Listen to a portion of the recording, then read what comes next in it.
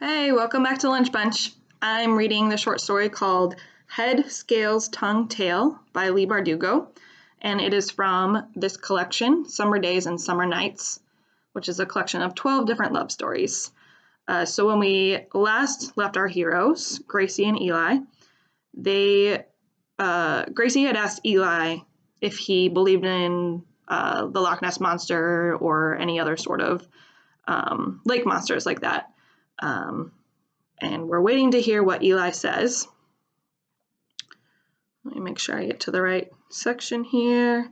So we're going to keep on going and see what happens when Gracie and Eli keep on talking. That summer took on a wavy, loopy, lazing shape for Gracie. Mornings, she worked at Uveneers, rearranging knickknacks in the windows and pointing the rare customer toward the register. At noon, she'd meet up with Eli, and they go to the library or ride bikes to her cove, though Eli thought another sighting there was unlikely.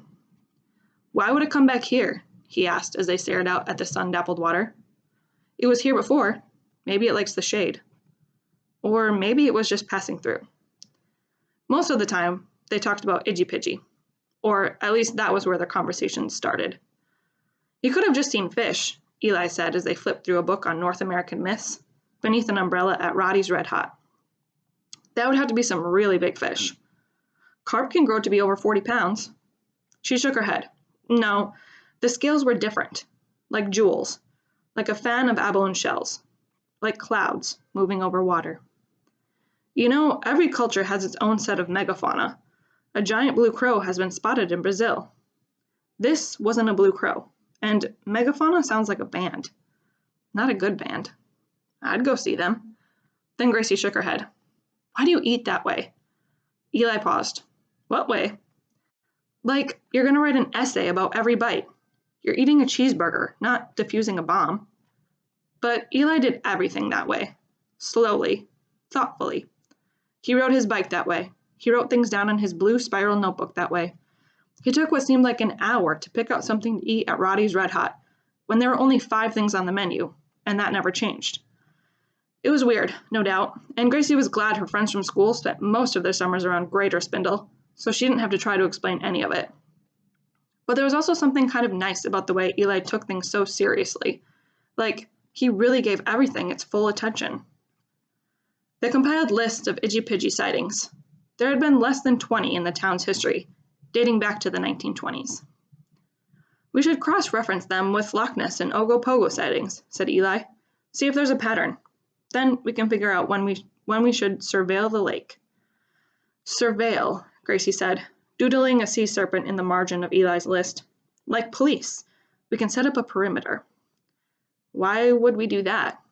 It's what they do on cop shows. Set up a perimeter, lock down the perp. No TV, remember? Eli's parents had a no-screens policy. He used the computers at the library, but at home, it was no internet, no cell phone, no television. Apparently, they were vegetarians too, and Eli liked to eat all the meat he could when they left him to his own devices. The closest he got to vegetables was French fries. Gracie sometimes wondered if he was poor in a way that she wasn't. He never seemed short of money for the arcade or hot pretzels, but he always wore the same clothes and always seemed hungry. People with money didn't summer in Little Spindle, but people without money didn't summer at all. Gracie wasn't really sure she wanted to know. She liked that they didn't really talk about their parents or school. Now she picked up Eli's notebook and asked, how can we surveil if you don't know proper police procedure? All the good detectives are in books. Sherlock Holmes? Conan Doyle is too dry. I like Raymond Carver, Ross MacDonald, Walter Mosley. I read every paperback they have here, during my Nor phase. Gracie drew bubbles coming out of Idgy-Pidgy's nose. Eli, she said, without looking at him, do you actually think I saw something in the lake? Possibly. She pushed on. Or are you just humoring me, so you have someone to hang out with? It came out meaner than she meant it to. Maybe because the answer mattered. Eli cocked his head to one side, thinking, seeking an honest answer, like he was solving for X. Maybe a little, he said at last. Gracie nodded. She liked that he hadn't pretended something different. I'm okay with that. She hopped on off the table. You can be the stodgy veteran with the drinking problem, and I'm the loose cannon. Can I wear a cheap suit? Do you have a cheap suit? No. Then you can wear the same dumb shorts you always do. They rode their bicycles to every place there had ever been an Itchy Pitchy sighting, all the way up to Greater Spindle. Some spots were sunny, some shady, some off beaches, others off narrow spits of rock and sand. There was no pattern. When they got sick of Itchy Pitchy, they'd head over to the fun spot to play skee ball or mini golf. Eli was terrible at both, but he seemed perfectly happy to lose to Gracie regularly and to tidily record his miserable scores. On the Friday before Labor Day, they ate lunch in front of the library, tomato sandwiches and cold corn on the cob that Gracie's mother had made earlier that week. A map of the US and Canada was spread out on the picnic table before them. The sun was heavy on their shoulders, and Gracie felt sweaty and dull. She wanted to go to the lake, just to swim, not to look for Itchy Pitchy, but Eli claimed it was too hot to move. There's probably a barbecue somewhere, she said, lying on the bench, toes digging in the dead grass beneath the table. You really want to waste your last school-free Friday just looking at maps in the middle of town?